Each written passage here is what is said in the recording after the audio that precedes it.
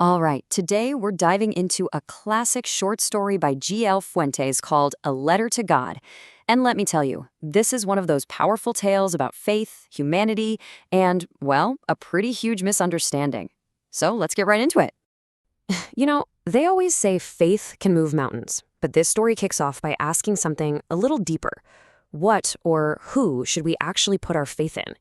And that question really sets the stage for everything. See, it's not just about having faith. It's about where we point it and what happens when that faith is so powerful, but maybe just a little bit blind. Okay, so first up, a farmer's simple hope. Let's meet our main character, a guy named Lencho. His world is incredibly simple, which is kind of its beauty, but also its biggest risk. So, picture this. Lencho lives in the only house in the entire valley, right up on a small hill. From there, he can look out and see his whole life. The river and his field of ripe corn just waiting to be harvested. I mean, it's a perfect scene, right? It's promising a fantastic harvest. The only thing missing, rain. Just a good, solid downpour. And Lencho, he has this unshakable, unwavering faith that it's going to come. And then it happens. The rain starts to fall, and Lencho is just ecstatic. To him, this isn't water. No. He says these aren't raindrops. They are new coins. The big drops are 10-cent pieces. The little ones are 5s. This is it. This is the proof, the answer to all his hopes. Prosperity for his family is literally falling from the sky. He's completely content. But yeah, that feeling is not going to last. Because just as quickly as that joy arrived, it turns into absolute devastation. This is where the story takes a really sudden, really violent turn. Get ready for the storm of despair. Yeah, just like that. In an instant, that beautiful, gentle rain he was so happy about, it morphs into something monstrous. That promise of new coins, it's about to become a storm of total destruction. Suddenly, this crazy strong wind starts to blow, and it brings with it these huge hailstones. I'm talking massive. And for a solid hour, this hailstorm just pummels the entire valley. When it finally stops, the whole field is white, like it's been covered in salt. The corn, his entire livelihood, completely destroyed, wiped out. As Lencho himself says, the hail has left nothing. It is a total devastating loss. So, what do you do? I mean, really, what do you do when you've lost everything, when all your hard work is just gone? Well, Lencho does something that is, let's just say, pretty extraordinary. He writes a letter to God. Even standing there, looking at all that ruin, Lencho's core belief doesn't even flicker. Not for a second. See, he was always taught that God sees everything. And in this moment of absolute despair, that one single hope, help from God, is literally the only thing he has left. So he comes up with a plan. And this plan, you guys, it just perfectly shows you how simple and how powerful his faith is. Step 1, he decides to write a letter. Step 2, the addressee, God. Simple enough. And the request, he's not vague. He asks for exactly 100 pesos so he can sow his field again and keep his family from going hungry. And then he takes this letter to town, pops a stamp on it, and mails it himself. To Lencho, this isn't weird at all. It's the most logical thing in the world to do. Okay, so now the story shifts gears. Lencho's part is done for now. His letter ends up in a post office, in the hands of just regular people. And this is where we get to see humanity's very unexpected reply.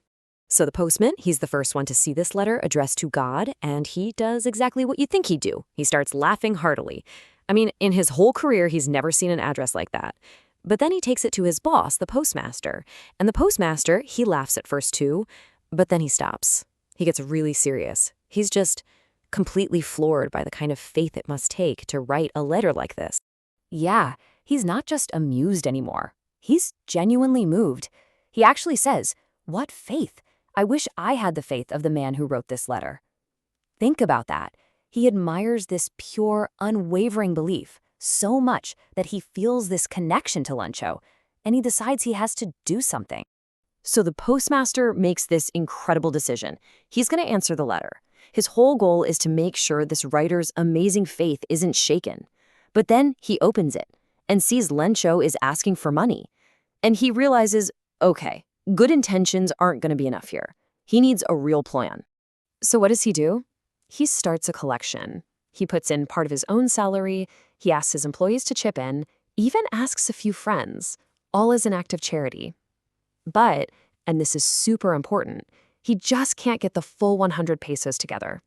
He manages to collect 70 pesos. He puts that money in an envelope, addresses it to Lencho, and signs it with just one word: God. All right, so a truly wonderful act of human kindness has just happened, right? Lencho's faith is about to be rewarded. But this is where the story hits us with its final, absolutely unforgettable, ironic twist. So, the next Sunday, Lencho strolls into the post office, and they hand him the envelope with the money. So, what do you think? Is he surprised? Overjoyed? Grateful, maybe? Nope, not at all. He doesn't show even the slightest bit of surprise. Why would he be surprised? Of course God answered him. His confidence was absolute. But then, he counts the money, and his face just darkens. He gets angry. Why? Because it's only 70 pesos. And in Lencho's mind, God doesn't make mistakes, and God definitely wouldn't have denied his request. So there can only be one explanation. He marches right back to the counter, gets some paper, and writes a second letter. And in this letter, he tells God, "Hey, thanks for the money, but I only got 70 of the 100 pesos you sent." He asks for the remaining 30, but, and this is the killer line, he says, "Don't send it to me through the mail because the post office employees are a bunch of crooks." He thinks they stole his money. And that, my friends, is a perfect textbook example of dramatic irony. It's when we, the audience, know something that a character in the story doesn't. We know the truth. We know it was the postmaster's kindness that got him that money. But Lencho, because his faith is so powerful and so focused, he comes to the completely opposite conclusion. He gives God all the credit for the good deed and blames his fellow humans for the perceived crime. So in the end, A Letter to God leaves us chewing on this really powerful idea.